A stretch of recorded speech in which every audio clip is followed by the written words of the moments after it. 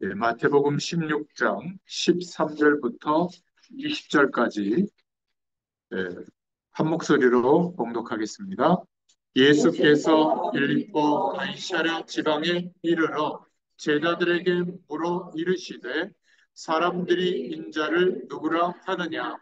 이르되 더러는 세례 요한, 더러는 엘리야, 어떤 이는 예레미야나 선지자 중에 하나라 하나이다. 이르시되 너희는 나를 누구라 하느냐? 시몬 베드로가 대답하여 이르되 주는 그리스도시요 살아계신 하나님의 아들이시나이다.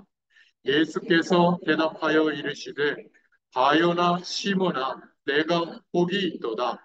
이를 내게 알게 한 이는 혈육이 아니요 하늘에 계신 내 아버지시니라. 또 내가 내게 이르노니 너는 베드로라. 내가 이 반석 위에 내 교회를 세우리니 음부의 권세가 이기지 못하리라. 내가 천국 열쇠를 내게 주리니 내가 땅에서 무엇이든지 매면 하늘에서도 매일 것이요 내가 땅에서 무엇이든지 풀면 하늘에서도 풀리리라 하시고 이에 제자들에게 경고하사 자기가 그리스도인 것을 아무에게도 이르지 말라 하시니라. 아멘. 오늘 본문의 말씀은 처음으로 예수님을 그리스도로 고백하는 그러한 베드로의 고백이 나오죠. 아직 예수님께서 공생의 사역을 시작하기 전이기 때문에 그리스도인 것을 말해도 알아듣지 못하기 때문에 제자들에게 그때가 될 때까지는 그리스도인 것을 알리지 말라. 마지막에 그렇게 말하셨지만 처음으로 예수님이 그리스도인 것이 고백되는 내용입니다. 어, 여러분들이 질병 때문에 인생의 가장 중요한 시간을 맞이하고 있는데 그 질병이 낫게 되는 목적으로 말씀을 들으면 그 말씀은 은혜 되기도 하지만 수단받게 되지 않습니다. 하나님의 말씀은 하나님의 영원한 약속을 어디나 말하고 있거든요. 그 영원한 약속은 뭐냐면 하나님의 구원이 임한 것을 알게 하시고 영원한 하나님의 축복이 지금 우리에게 임해서 임마누엘 하나님이 함께하고 계시는 축복을 회복시켜 주는 겁니다.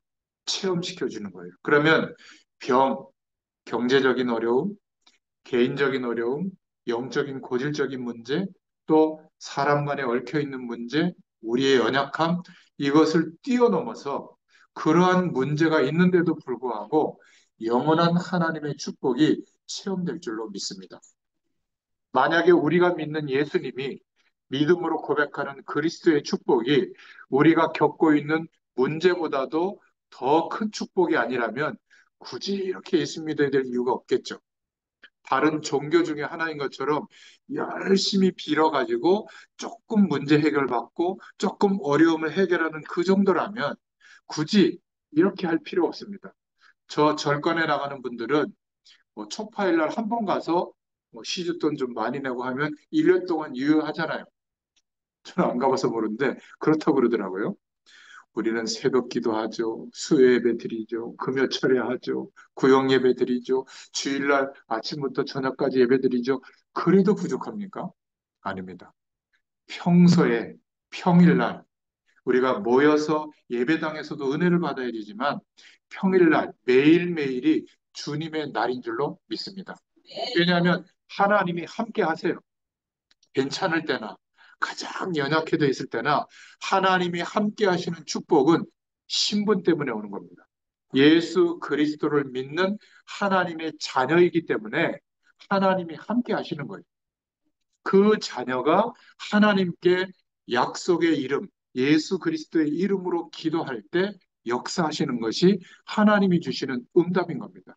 내가 바라는 것을 들어주는 게 응답이라고 우리는 생각하는데 그것은 아직 종교적인 영역 속에서 기도하고 있는 거예요. 우리 자녀가 조금 나를 속상하게 했다고 일주일 동안 너 밥 없어. 일주일 동안 밖에서 자. 이러지 않잖아요. 야단을 치더라도 오히려 더 안쓰러워서 맛있는 밥 더 해주고 그러지 않습니까? 대답이 없으신 거 보니까 여러분들은 다 그런가 본데, 하물며 영원하신 하나님이 우리가 좀 부족하고 실수하고 넘어졌다고 해서 그것 때문에 책망만 하고 계시는 분이 아니에요. 성령으로 지금도 우리와 함께 하시는 줄로 믿습니다. 자, 그런데 진짜 하나님 앞에 우리가 질문해 봐야 되겠죠. 왜 나는 자꾸 하나님이 안 계신 것처럼 불신앙을 하고, 걱정하고, 염려할까? 또 왜 내가 하나님의 자녀가 된 것이 맞는데도 불구하고 왜 잘 삶이 원하는 대로 뜻대로 잘 안 될까? 오늘 이 부분에 하나님이 말씀으로 저와 여러분에게 주시는 중요한 해답, 답을 얻을 수 있기를 축원드립니다. 세 가지를 기억하셔야 돼요. 첫 번째는 버릴 것을 버려야 돼요. 두 번째는 바른 신앙의 내용을 붙잡아야 됩니다. 그리고 세 번째로 영원한 하나님의 축복을 말씀의 약속으로 붙잡아야 될 줄로 믿습니다. 첫 번째로 버릴 것, 틀린 것은 버려야 됩니다. 우리의 습관, 우리의 생각, 우리의 조금 안 좋은 말로 성질이라고 하죠. 이게 참 버리기가 어렵습니다. 이것을 버리려고 노력해도 안 버려지거든요. 그런데 중요한 것은 우리가 바꿀 수가 있어요. 내 마음의 중심이 어디에 있는가? 이거는 바꿀 수 있습니다. 돈에 가 있는 거, 자녀에게 가 있는 거, 건강해지는 그런 희망 속에 가 있는 거, 나쁜 것들이 아니에요. 성공하는 거에 가 있는 거. 그러나 그 중심으로 주님을 바라보면 참 희한하게도 열심히 신앙생활 하는데도 하나님의 축복이 뭔지 몰라요. 왜냐하면 아직 하나님 만나기 전에 옛 사람의 마음의 중심으로 살고 있기 때문에 그렇습니다. 조금 착하고, 조금 열심히 하고, 조금 공부도 많이 하고, 조금 노력해서 환경적으로 좋은 것들도 갖고 있는데도 불구하고 실패의 자리에 가게 됩니다. 인간은 영적 존재이기 때문에 특히 하나님의 자녀된 우리는 하나님이 함께 하시는 축복이 경험돼야 오늘 내가 누구인지, 무엇을 위해서 어떻게 살아야 될지를 알게 돼요. 하나님의 인도를 받게 되거든요. 그래서 실수나 틀린 말 한 것이나 조금 열심히 낸 거나 조금 게으르게 된 거나 이런 것 때문에 하나님이 응답을 안 주시는 게 아니에요. 기억하시기 바랍니다. 나의 가장 밑바닥의 근본적인 중심이 어디에 가 있는가? 내가 그리스도로 말미암아 옛사람은 죽고 이제는 다시 태어난 것처럼 영원한 생명으로 거듭난 인생이 맞는가? 그렇다면 영원한 생명의 축복을 기대하고 하나님이 함께하는 축복을 기대하고 그것이 무엇인가를 궁금해하고 하나님께 기도해야 되거든요. 여전히 병낫게 해주시고 부자 되게 해주시고 우리 자녀 잘 되게 해주시고 옛날에 우리 할머니 세대들이 시골에서 정한수 떠놓고 새벽마다 기도했거든요. 근데 옆집 할머니가 전도해가지고 교회 온 거예요. 여전히 새벽에 정한수 떠놓고 기도하는 것처럼 새벽 기도 와서 열심히 기도합니다. 뭐라고 하는 줄 아세요? 그때 기도했던 거 그대로. 이름만 바뀌었어요. 하나님, 우리 아들 잘 되게 해주시고, 건강하게 해주시고, 우리 집 복 받게 해주시고, 그러면 기도 내용이 하나도 안 바뀐 거예요. 마태복음 6장에 분명히 말하고 있잖아요. 다 알고 있다. 그런즉 너희는 이렇게 기도해라. 이러면서 주기도문을 알려주셨잖아요. 그리고 먼저 그의 나라가 임하도록 기도해라. 그의 의, 예수 그리스도의 의를 붙잡고 기도해라. 그리하면 그 모든 것을 더하여 준다고 했지 않습니까? 그죠? 비는 대상은 하나님으로 바뀌었는데 비는 내용이 똑같기 때문에 하나님의 응답이 없는 거예요. 그래서 내 근본 중심이 어디에 있는가 질문해 보시면 성령께서 깨닫게 해주십니다. 만약에 우리의 중심이 영원한 하나님의 축복, 단어로 설명하자면 임마누엘, 성령으로 함께 하시는. 그래서 예수님이 승천하시기 전에 성령의 충만을 기도해라. 성령 충만 받도록 기도해라. 이렇게 기도 제목까지 주셨잖아요. 하나님 오늘 나에게 성령으로 충만하게 역사해 주세요. 이렇게 중심이 바뀌면 하나님의 역사가 시작됩니다. 내 힘으로 되지 않았던 가장 중요한 영적인 문제들이 우리에게 다 있거든요. 어느 날 내가 고쳐달라고 하지도 않았는데 어느 날 없어져 버렸어요. 돈에 시달리거나 사람들의 시선에 시달리거나 뭐 죄송합니다. 우리 여성분들은 피부가 그렇게 깨끗해지기를 원하는지 맨날 뭐 레이저를 쏘고 막 할머니들도 그러시더라고요. 나쁜 건 아닌데 거기에서 못 빠져나오면 늘 신경 써요. 어떤 분들은 명품, 어떤 분들은 자녀 자랑. 그러니까 영적인 문제화 되어지면 그것 때문에 시달리거든요. 죄송합니다. 여러분 얼굴을 안 봐요, 사람들이. 왠 줄 아세요? 자기도 인생 살기 힘든데. 근데 우리는 늘 신경 쓰잖아요. 얼굴 신경 쓰지 말라는 얘기가 아니라 신경 쓰는 것을 넘어서서 시달리는 데까지 가면 안 돼요. 그게 영적 문제가 된 거거든요. 다 자녀 잘 되기를 원하는데 막 자녀가 내 인생의 전부 아니에요. 여러분의 인생은 여러분이 전부예요. 자녀는 플러스로 있는 겁니다. 그렇잖아요. 어느 날 자녀가 결혼해서 떠나면 그냥 어떤 면에서는 그냥 별개의 인생이 되는 거예요. 악착같이 막 손주까지 붙잡고 계시는데 제발 그러지 마시기 바랍니다. 하나님이 나를 축복하기를 원하신다. 그것도 이미 축복해 주셨어요. 영원한 생명의 축복을 회복해 주시고 잊어버릴까봐, 모를까봐 거룩한 영 성령으로 함께하고 계십니다. 함께하고 계시는 성령 하나님, 주님이 성령으로 함께 계시는데 주님을 바라보기만 하면 기도 못해야 됩니다. 바라보는 중심만 회복되면 여지없이 하나님 나라의 배경이 임해 있어요. 여러분 누워 계시는 거기에, 여러분 가정에, 여러분이 기도하는 대상자에게 하나님의 나라의 배경이 임해 있는데 뭐가 문제가 되겠어요? 그래서 예수님이 물어본 거예요. 사람들이 나를 누구라고 하느냐? 예, 예수님을 엘리야처럼 생각합니다. 엘리야가 누구죠? 850명 선지자를 다 죽게 하고 말이에요. 이방 선지자들을 영적 싸움에서 이겼잖아요. 그래서 능력을 나타내고 기적을 베푸는 예수님으로 믿고 따르는 이런 마음의 중심으로 신앙생활하고 있는 사람들은 신앙의 색깔이 어떠냐면 특별한 영적인 현상이 일어나는 거에 치중합니다. 하나님의 말씀, 그 말씀이 가리키고 있는 영원한 하나님의 약속, 복음, 예수 그리스도께 집중되는 게 아니라 기적이 일어나고 베데스다 연못 가운데서도 그 많은 사람이 예수님이 왔는데 아무데도 관심 안 가져요. 뭐만 기다리고 있죠? 새벽에 처음으로 그 베데스다 연못이 막 움직일 때 거기에 들어가는 사람이 병 낫는다는 전설을 기다리고 있는 거예요. 우리가 그런 건 아닙니까? 그래서 신앙의 색깔과 결과가 불건전 신비주의에 쫓아가고 있지 않습니까? 혹시 그런 신앙이 있다면 죄송합니다. 제가 이렇게 말씀을 듣다 보니까 유튜브로 알고리즘으로 그뭐 생방송하는 이상한 그 교회들이 뜨더라고요. 뭐 그 기도하는 막 그런 막 방언을 하면서 막 뭐가 나와라 들어가라 하고 막 다 누워 있고 막 벌벌 떨고 있고 말이죠. 그게 나쁜 건 아닌데 영적인 현상에 집중하게 하면 사람들은 거기에 마음이 가게 돼 있어요. 연약한 사람들은. 그런데 복음도 모르고 성령이 함께 하시고 계시는 것도 모르고 당장 어떤 기적을 바라는 그 마음을 사람들이 이용하는 거거든요. 그래서 문제가 해결된들 끝나는 게 아니라 또 다른 문제가 시작되면 더 세게 매달려야 돼요. 근데 그냥 매달립니까? 봉투 많이 가져가야 돼요. 그러면 하나님이 복 줍니까? 아니에요. 이미 예수 그리스도를 믿는 순간에 영원한 하나님의 축복이 임한 줄로 믿습니다. 취소되지 않아요.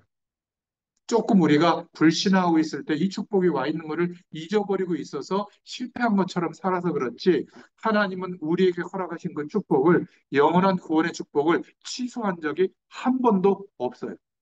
믿으시길 바랍니다. 불건전 신비주의가 왜 무섭냐면 이 축복을 다 잊어버리게 만들고 아직 내가 응답받으려고 하는 그 목적이 안 왔다고 생각해서 마치 내가 구원 못 받은 것처럼 힘들다고 생각하는 거예요. 그렇지 않습니다.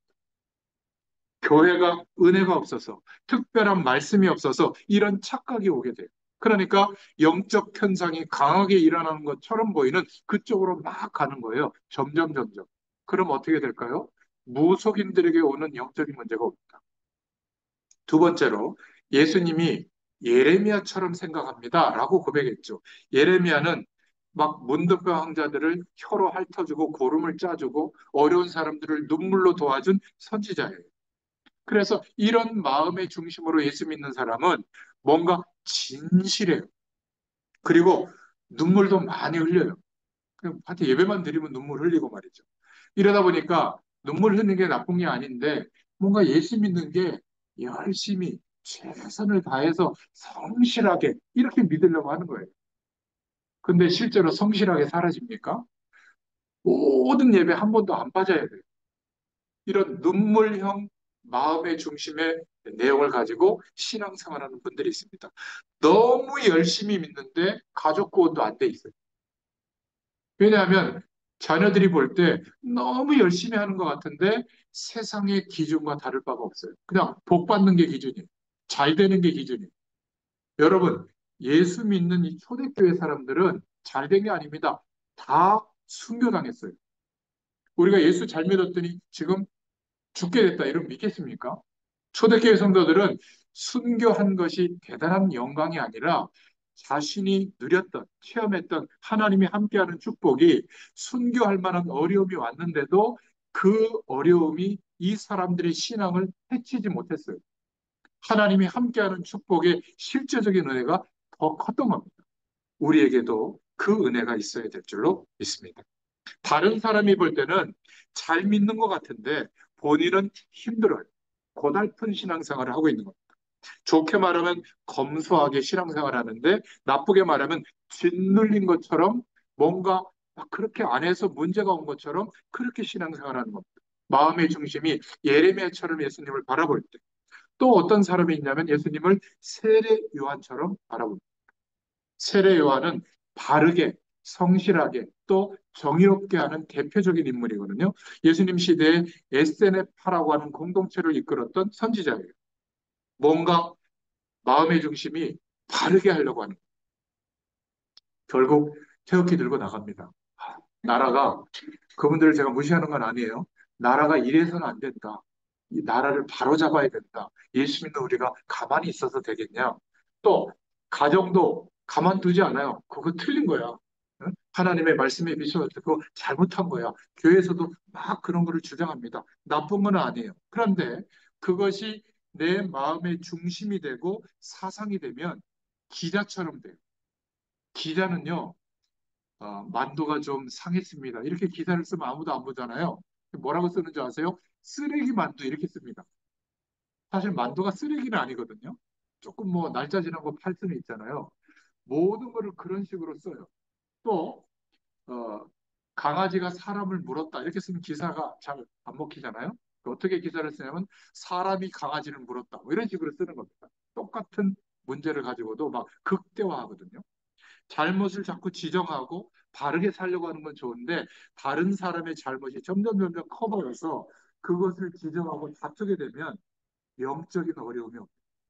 바르게 살려고 하는데 사람을 죽이는 행위를 할 수도 있는 겁니다.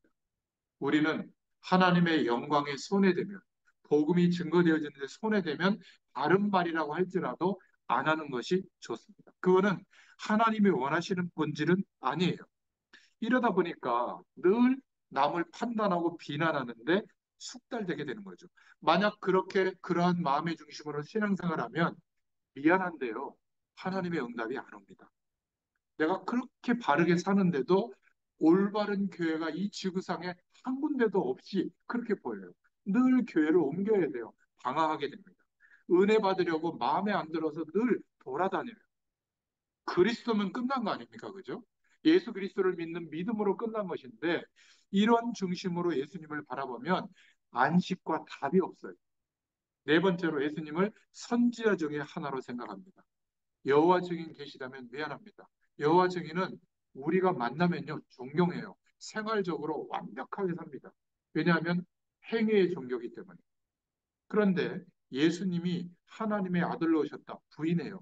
예수님의 신성을 부인하는 겁니다. 성자로 오셨다. 성부, 성자, 성령 삼위일체의 예수님을 부인하는 겁니다. 그럼 어떻게 될까요? 구원은 없습니다. 제 신앙적 양심으로는 그래요. 왜 유대교가 문제인 줄 아세요? 예수님은 아주 뛰어난 선지자 중에 하나다. 왜냐? 예수님이 어떻게 영원한 하나님이 될 수가 있냐?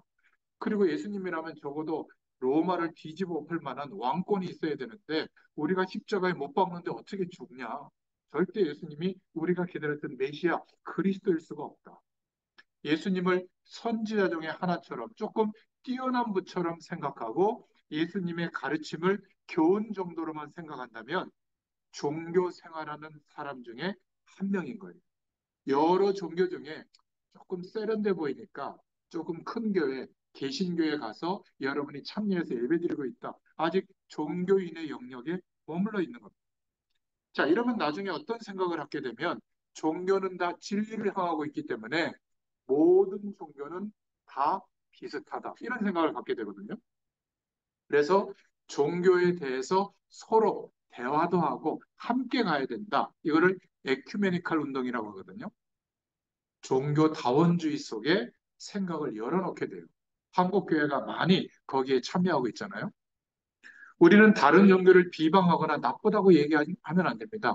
종교적 기능이 있어요. 사람들을 좀 도덕적으로 만들어주고 뭔가 인생을 돌아보게 하는 기능은 있어요. 그러나 진리는 하나입니다. 오직 예수님만 그리스도인 줄로 믿습니다. 예수 그리스도를 믿게 될 때 그 은혜로 인하여 우리가 하나님의 구원이 임하는 거예요. 영원한 생명이 그때부터 시작됐기 때문에 하나님이 함께 하시는 축복이 나타나게 되는 겁니다. 그래서 우리가 혹시 여러분들 중에도 예수님을 엘리야처럼 예레미야처럼 새 요한처럼 선지자 중에 하나처럼 이렇게 마음의 중심으로 기대하고 바라봤다면 그러한 내용들 때문에 아무리 매달려도 하나님이 주시는 응답이 없었던 겁니다. 이 틀린 마음의 중심은 버릴 수 있기를 축원드립니다. 자, 그러면 두 번째로 바른 신앙의 내용을 붙잡아야 되잖아요. 그래서 예수님이 제 아들에게 물어보면 좋다. 그러면 너희는 나를 누구라고 하느냐? 나를 누구로 믿고 있느냐? 이렇게 질문한 거죠. 그때 베드로가 주는 그 뜻이에요. 그리스도시고 살아계신 하나님의 아들이십니다. 우리가 기다렸던 메시아입니다. 그런 뜻이에요. 구약의 히브리어의 언어로는 아람어의 언어로는 메시아라는 단어를 썼지만 이 예수님 시대의 언어, 헬라어로는 메시아라는 단어가 없기 때문에 그리스도라는 단어로 번역한 거예요. 기름 부음을 받은 자, 제사장, 선지자, 왕에게 썼던 호칭이거든요. 하나님 만나는 길을 여신 참 선지자다. 그런 의미예요. 또 우리의 모든 죄와 저주를 해방하신 제사장의 일을 완성하신 참 제사장이다. 그런 말이에요. 그리스도라는 말이. 그리고 기름 부은 사람이 왕이거든요. 모든 저주의 세력, 악한 사단 마귀의 세력을 완전히 꺾으신 참 왕으로 오신 그리스도다. 그 말입니다. 그러니까 주님이 그리스도시고 살아계신 하나님의 아들이십니다. 그 말은 영은 하나님이신데 육신의 몸을 입고 이 땅에 오신 주님이십니다. 하나님의 아들로 오셨습니다. 그 정답을 고백한 거예요. 저와 여러분도 예수님을 그리스도로 고백할 수 있기를 축원드립니다. 지금 내게 부활의 영으로 성령으로 살아 역사하시는 주님으로 고백할 수 있기를 축원드립니다. 그러면 죽어 계신 하나님이 아니라 문자 속에 갇혀 있는 하나님이 아니라 지금 내게 살아 역사하는 하나님, 성령으로 역사하는 하나님을 체험하게 될 줄로 믿습니다. 그래서 아들이라고 하는 고백은 하나님의 아들이라고 하는 고백은 하나님께로부터 온 메시아라는 뜻도 되고 하나님과 같다, 같은 본체시다. 이런 고백도 되는 겁니다. 저와 여러분이 이 말을 알게 되면, 믿게 되면 구원받습니다. 그리고 예수님을 그리스도로 믿는 믿음이 전부구나, 신앙생활에. 이게 깨달아진다면 그 시간부로 어떤 저주의 세력도 여러분을 괴롭힐 수가 없어요. 혹시 남겨져 있는 문제들이 있다면 완전히 해결되기 시작합니다. 우리가 불신자가 이해하지 못할 정도로 막 그리스도다, 예수님이다, 예수님을 그리스도를 믿어라, 이렇게 심하게 강조할 필요는 없습니다. 하나님이 구원 주시기로 작정된 사람은 믿게 되거든요. 강하게 얘기하든지 부드럽게 얘기하든지 믿게 돼요. 여러분이 하나님의 은혜의 시간이 됐기 때문에 제가 이렇게 부드럽게 이야기해도 다 은혜가 되죠. 여러분이 쌩쌩하게 잘 나갔을 때, 그때는 아마 저 같은 사람 메시지보다는 훌륭한 분의 말씀을 들어야 조금 마음이 움직일까? 그랬을 겁니다. 아마 지금은 마음과 육신의 상태가 좀 가난해져서 누가 하나님의 말씀을 전해도 막 아멘으로 받을 수 있게 하나님이 만들어 주셨거든요. 하필이면 그때 제가 심부름하고 있기 때문에 저는 좀 복을 받은 것 같아요. 무슨 말씀을 전해도 여러분들 표정 보면 막 다 아멘으로 받으시니까 목사는 그게 제일 행복하거든요. 말씀 전하는데 그래 어디 한번 해봐라 이러고 있으면요 제일 힘들어요. 근데 여러분들은 얼마나 갈급한 상태로 하나님의 말씀이 임하도록 하시는지 그게 저와 여러분 전부에게 축복인 줄로 믿습니다. 여러분, 나에게 그리스도 되신 주님이 모든 것에 답이 되어야 될 줄로 믿습니다. 그러면 약속드립니다. 하나님의 역사는 병중에 있어도 시작돼요. 전에 알지 못했던 하나님이 함께하는 축복이 경험됩니다. 그러면요, 치료받는 그 내용에 치료의 능력이 더 나타나요. 틀림없습니다. 이 은혜가 임하기를 축원드립니다. 그런데 예수님이 누구시다, 정확한 복음의 내용도 안 알려주면서 예수 믿으면 복 받는다 말하는 그러한 내용으로 살아가면서 막 사람들을 힘들게 하고 인격적으로도 무너져 있고 삶의 태도도 올바르지 않다면 오히려 내가 복음 얘기하는 것처럼 보이지만 하나님 모르는 사람들에게 그래서 비난을 받는 거거든요. 어떤 면에서 언어는 마지막에 영향력이 전달되는 수단이에요. 내가 무엇을 마음의 중심으로 살아가고 있는지 나와 가장 가까이 있는 사람들은 알겠어요, 모르겠어요? 압니다.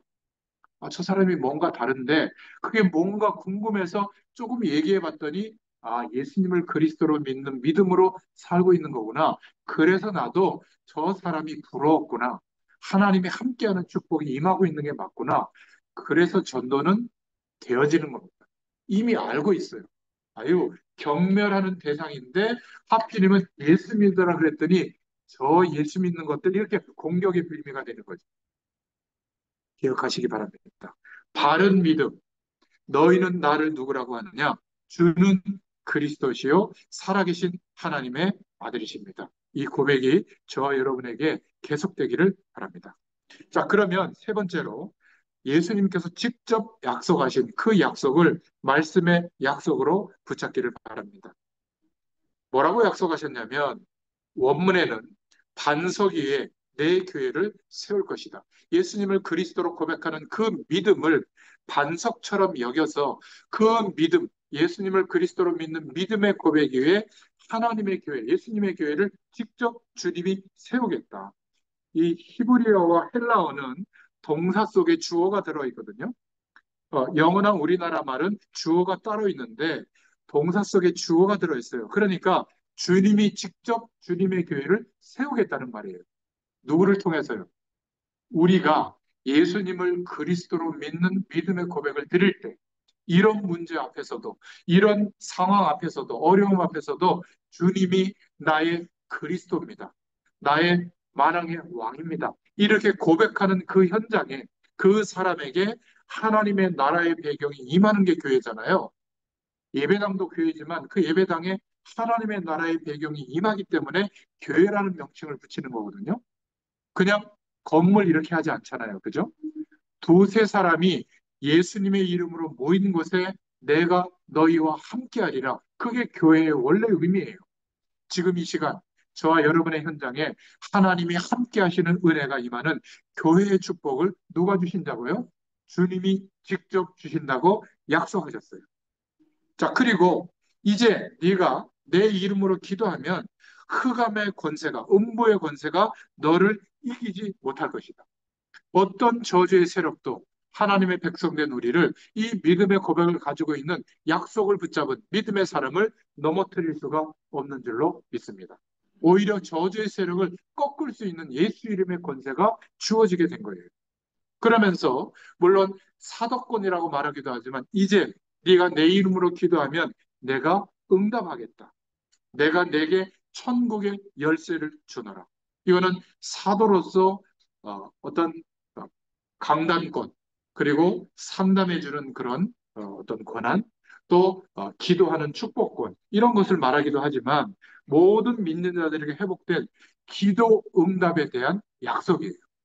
그렇다면 우리가 다른 믿음의 고백을 가지고 예수 그리스도의 이름으로 기도할 때 우리의 그 기도의 고백을 통하여 하나님의 나라가 임하게 되고, 기도할 때 모든 저주의 세력이 꺾이게 되고, 기도할 때 하나님의 응답의 문을 여는 열쇠를 사용하게 되는 줄로 믿습니다. 이런 은혜를 누구에게 줬다고요? 저를 따라해 보세요. 나에게. 여러분, 이 축복이 가장 중요한 축복이에요. 그러면 나머지 육신적인 것은 필요를 따라, 때를 따라 돕는 은혜로 하나님이 허락하시는 줄로 믿습니다.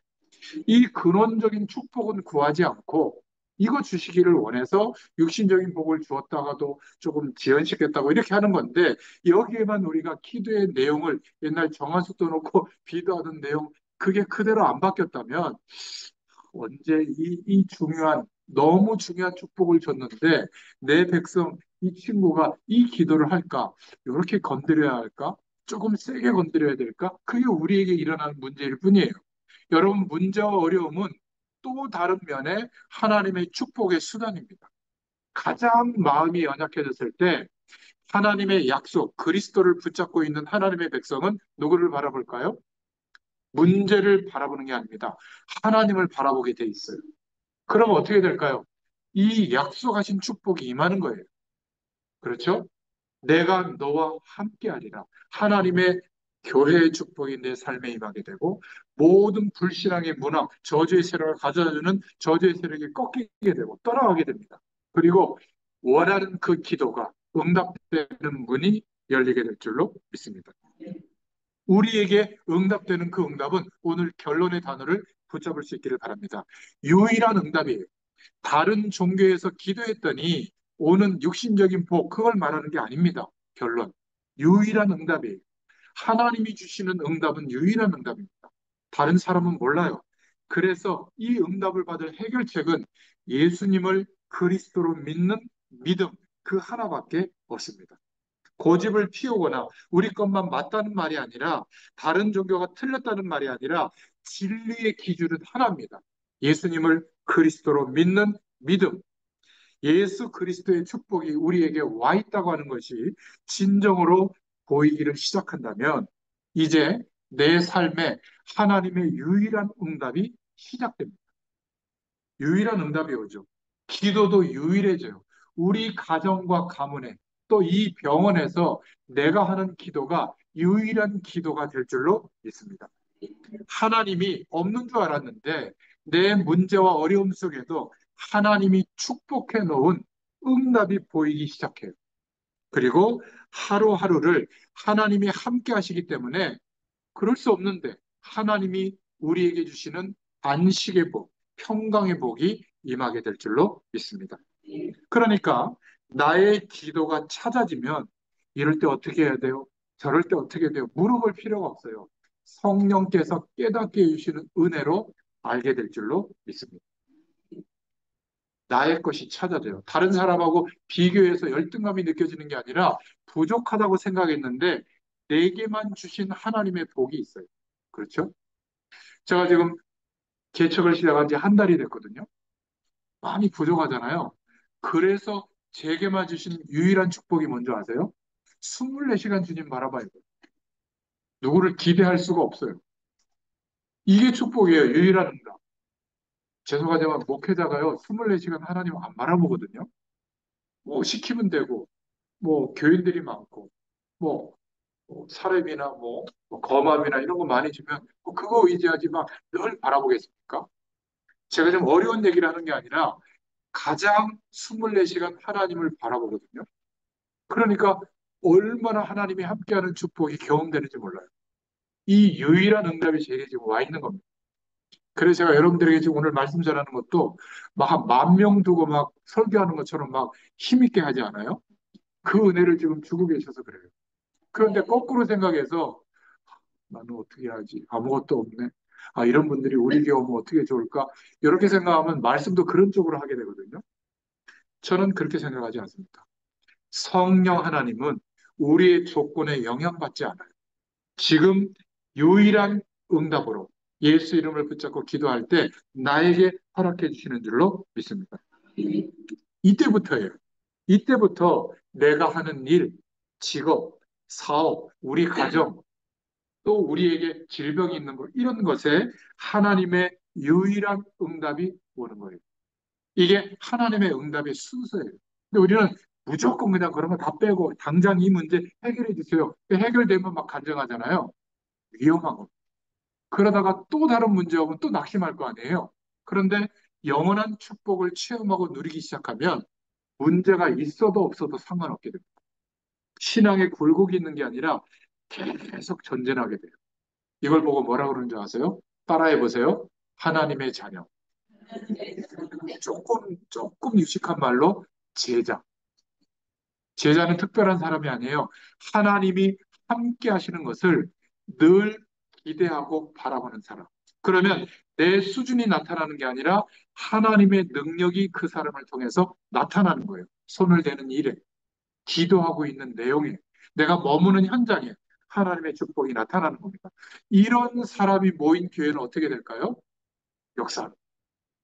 다투다가도 사단의 문화가 있다가도 다 꺾이게 될 줄로 믿습니다. 왜 교회가 다투게 될까요? 한 명도 없어서 그래요. 미안합니다. 이 축복을 누리는 사람이 한 명만 있어도 다투고 이상한 분위기 있고 막 아까 이야기한 불건전 신비주의로 가고 이런 거 없어져요. 하나님이 역사하는 겁니다. 어린아이가 이 믿음이 있어도 그 가정이 다 복음화 돼요. 저는 봤어요. 아이에게 복음을 전해줬는데 이 아이가 밥 먹을 때 기도하는 거예요. 그러니까 불신자 그 아빠 엄마가 야 너 왜 그러냐? 누구 만났는데 그러냐? 그 임대성 그 어떤 목사님 제가 좀 30대 때인데 밥 먹을 때 기도하고 먹으라고 그랬고 내가 하나님의 자녀라고 그래서 기도 안 하면 그거는 어, 제가 좀 심한 말로 짐승하고 하나님 모르는 사람만 기도한다. 그걸 그대로 얘기해가지고 항의하러 전화 왔더라고요. 그래서 제가 다시는 못 만날 줄 알고 좀 세게 복음을 얘기했거든요. 이분이 예수님을 영접했어요. 아이가 기도했는데 그렇게 한 6개월인가 지났거든요. 근데 교회 나갔어요. 그 아빠가.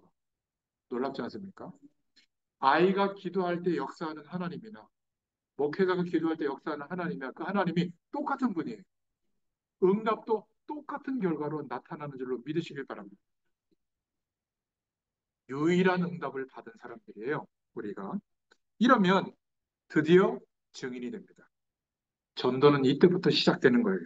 이 축복을 계속 누리고 있으면 다른 사람이 아니라 내가 내 자신을 볼 때 얼마나 중요한 사람인지 깨닫게 돼요.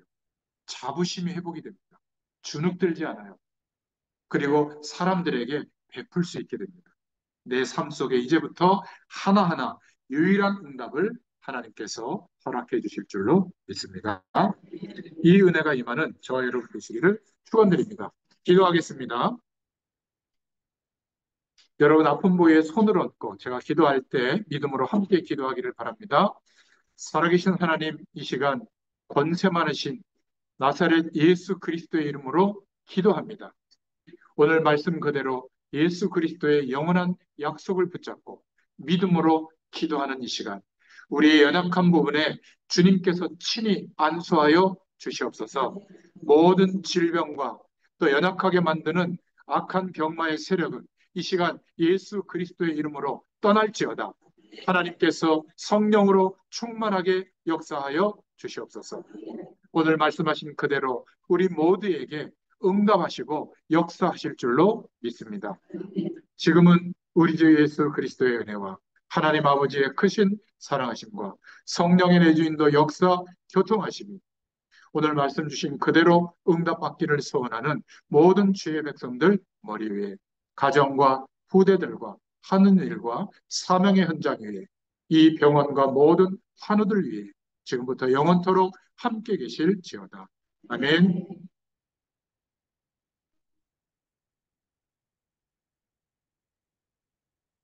감사합니다. 하나님께 영광.